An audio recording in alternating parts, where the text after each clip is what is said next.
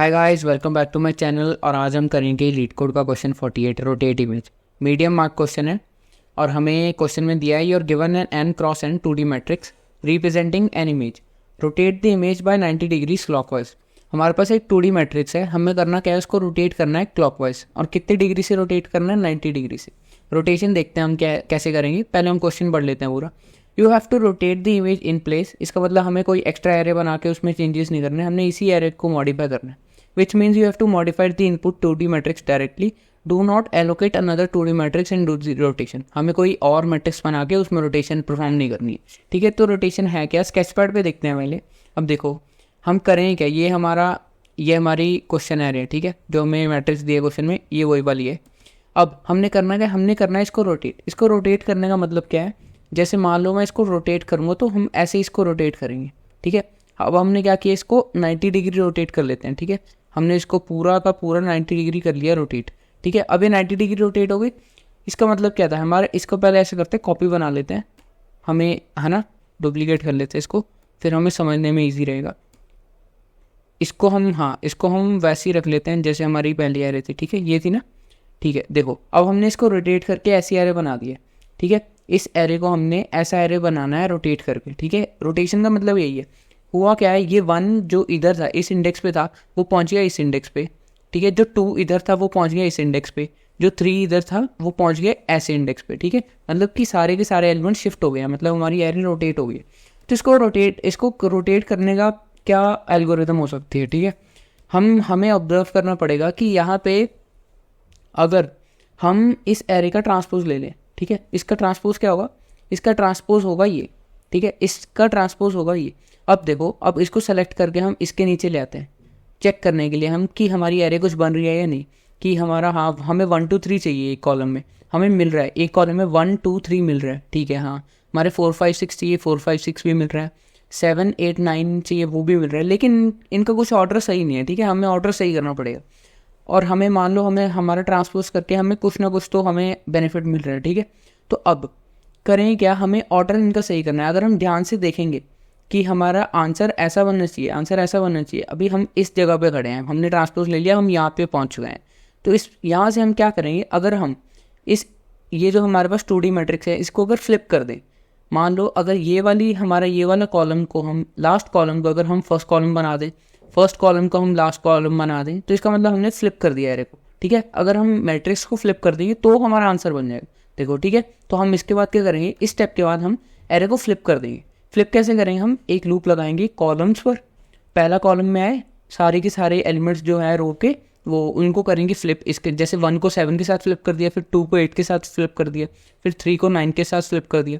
इसके बाद क्या करेंगे, हमने यहाँ तो हमारे पास सिर्फ है ना 3x3 की मैट्रिक्स है। जब बड़ी मैट्रिक्स होगी तो हमारे पास सिर्फ एक ही कॉलम, हमें सिर्फ 2 कॉलम्स, मेरा मतलब कि हमें सिर्फ 2 कॉलम्स को स्वैप नहीं करना होगा, हमें और भी बहुत सारे कॉलम्स को स्वैप करना होगा। तो हम लूप कैसे चलाएंगे, हम ये जो ith कॉलम को लास्ट, मतलब जो फर्स्ट कॉलम है ना उसको लास्ट कॉलम के साथ स्वैप करेंगे, जो सेकंड लास्ट होगा उसको करेंगे, जो सेकंड होगा तो उसको करेंगे सेकंड लास्ट के साथ, ठीक है। तो ऐसी चलेगी हमारी कुछ एल्गोरिथम। इसको कोड करके देखते हैं। सबसे पहले तो हम इंट n निकाल लेते हैं अपना, नम्स का साइज, नम्स तो नहीं है हमारे पास इधर, ठीक है। मैट्रिक्स का साइज, मैट्रिक्स डॉट साइज। हमें m निकालने की जरूरत नहीं है, क्यों नहीं है, क्योंकि हमारे पास हमें दिया है n क्रॉस n की मैट्रिक्स है, तो हमारा n और m दोनों सेम होगा, मतलब कि नंबर ऑफ रोज और कॉलम दोनों सेम होंगे। हमने अपना n निकाल लिया। इसके बाद हम क्या करेंगे, सबसे पहले काम हमने ट्रांसपोज निकालना है। ट्रांसपोज निकालने के लिए क्या करेंगे, हमें लूप तो लगाना पड़ेगा मैट्रिक्स पर, ठीक है। सारे के सारे एलिमेंट्स पर हमें जाना पड़ेगा, तो हम लूप लगाएंगे फॉर इंट i को स्टार्ट करेंगे 0 से i लेस देन n तक जाएंगे i प्लस प्लस। फिर इसके बाद एक और लूप लगाना पड़ेगा, क्योंकि हम 2D मैट्रिक्स को, हमारा जो 2D एरे है उस पर हम ट्रेवर्स कर रहे हैं, तो हमें 2 लूप लगाने पड़ेंगे। इसको भी 0 से स्टार्ट करेंगे, less than n j plus plus. अब लूप के अंदर क्या करेंगे, हमने ट्रांसपोज लेने का तरीका क्या होता है, जैसे हम कोई भी इंडेक्स पे हैं, मान लो ट्रांसपोज का, मैथ्स में ट्रांसपोज का मतलब क्या होता है कि हम अगर कोई भी हमारे पास एलिमेंट है, वो उसकी जो ith और jth रो है हमारा, है ना, i j हमारा जो उसकी कोऑर्डिनेट्स है, अगर उसके कोऑर्डिनेट्स को रिवर्स कर दें, मतलब उल्टा कर दें, तो जब वो जो जिस पोजीशन पे जाएगा उसको बोलते हैं ट्रांसपोज। जैसे अगर ये इसका इंडेक्स क्या है, इसका i है 1 और j इसका 0, मतलब इसका कोऑर्डिनेट क्या है, इसका 1, 0 कोऑर्डिनेट है, तो ये ट्रांसपोज होके कहाँ पहुँचना चाहिए, ये पहुँचना चाहिए हमारा 0,1 पे, क्योंकि इसके इंडेक्स है इसका 1,0, ठीक है। 1,0 पहुँचना चाहिए 0,1, 0,1 कौन सा है, ये वाला, और ये जो 2 है इसका कोऑर्डिनेट्स है 0,1 और ये पहुँचना चाहिए 1,0 पे, मतलब हम इन दोनों को स्वैप करेंगे। लेकिन अब हम इस स्वैपिंग का लॉजिक लगाएंगे कैसे, हम चेक करेंगे कि अगर हमने कौन से दो एलिमेंट्स को स्वैप करना है, एक तो हम जिस भी इंडेक्स पे हैं स्वैप करेंगे, वो जो एलिमेंट होगा उसको हम किसके साथ स्वैप करेंगे, मान लो हम मैट्रिक्स ऑफ आई जे पे इंडेक्स पे हैं, इस इंडेक्स पे, ठीक है। हमने इस एलिमेंट को स्वैप करना है, हम इसको किसके साथ स्वैप करेंगे, इसको हम स्वैप करेंगे मैट्रिक्स ऑफ जे आई पर, ठीक है। जे आई से कर देंगे इसको स्वैप, क्यों करेंगे, क्योंकि हमने आई जे वाले इंडेक्स पे एलिमेंट पे हमने जे आई वाला एलिमेंट डालना है और जे आई के इंडेक्स पर हमने डालना है आई जे वाला एलिमेंट, ठीक है। तो इन दोनों को कर देंगे स्वैप, लेकिन ये स्वैपिंग हम हर टाइम नहीं करेंगे, मतलब ये हम इसको देखो, जैसे हम कभी भी इस इंडेक्स पे हैं, इसका 0,0 ये तो 0,0 के साथ ही स्वैप हो जाएगा, मतलब ये तो यही रहेगा। जब हम यहाँ पहुँचेंगे, जब हम इस इंडेक्स पे आएंगे तो ये स्वैप हो जाएगा इसके साथ, ठीक है।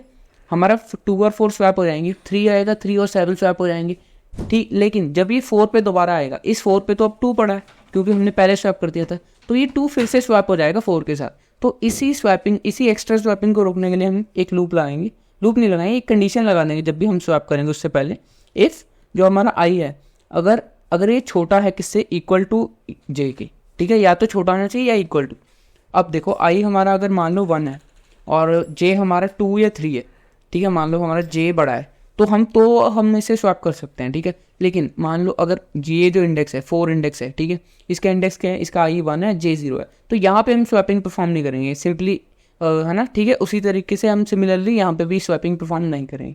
अब हमने स्वैप कर लिया, अपना ट्रांसपोज निकाल दिया, ठीक है, हमने पहला स्टेप कर लिया और ट्रांसपोज ही समझना इंपॉर्टेंट था। ट्रांसपोज निकाला, उसके बाद हमने करना है फ्लिप।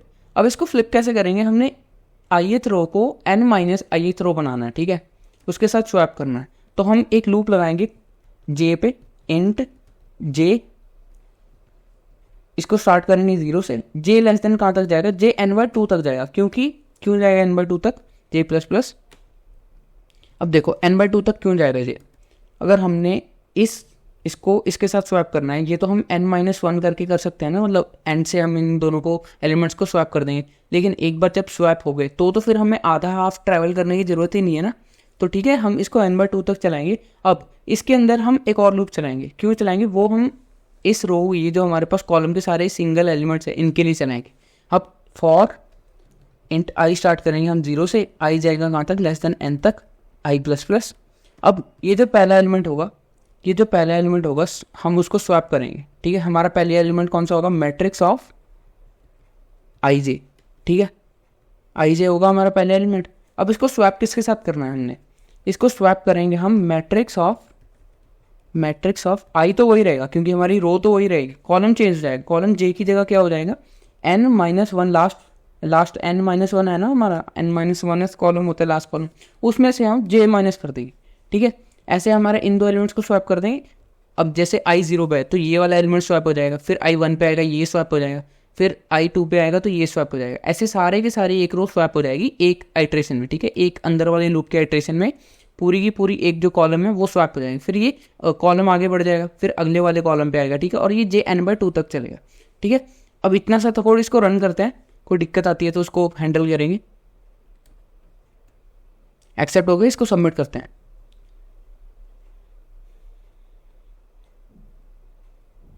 ठीक है, सबमिट हो गया। तो बेसिकली इसमें हमने किया गया, हमने पहले तो ट्रांसपोज निकाला है, ये इतना हमने काम किया ट्रांसपोज के लिए। अगला काम हमने किसके लिए किया, अगला काम किया हमने फ्लिप करने के लिए, ठीक है।